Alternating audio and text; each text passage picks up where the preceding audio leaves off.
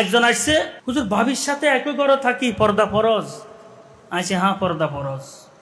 এটা কিভাবে হইলো? আছে, এটার উপকারিতা বুঝে আসবে এক সময়। এরপরে আসছে, ভাই মারা গেছে, এখন প্রস্তাব আসছে, হুজুর আমি যদি আমার ভাবিরে বিয়ে না করি তো আমার ভাতিজাগুলো এতিম, এরা সর্বনাশা হয়ে যাবে।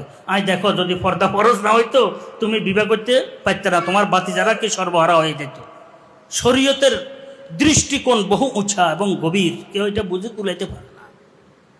বহু ভাই নিজের ভাতিজিদেরকে রক্ষার জন্য নিজের ভাবিকে বিয়ে করে ঘরের মধ্যে রাখছে।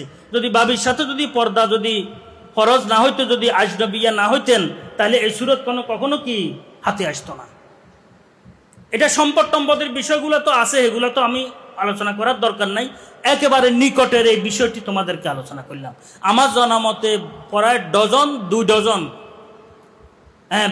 ভাই মারা গেছে, ভাবি যুবতী, ভাতিজা একদম কি শিশু, এতিম, নিরীহ। কয়েকজনকে আমি পরামর্শ দিছি, ভাবিকে বিয়ে করে তুমি কি করো, ভাতিজাদের লালন করো, আর নিজের ঘরে কিছু হলে এদেরকে লালন করো। আল্লাহর রহমতে ঘর সুন্দর হয়ে গেছে। এখন যদি পর্দার যদি নিজাম যদি না থাকতো, তাহলে বিয়ে তো কি যেত না। তাহলে এই ভাতিজার কি খবর কে নিত, ভাতিজির খবর কে নিত, ভাবির খবর কে নিত, সর্বনাশা হইয়া যেত।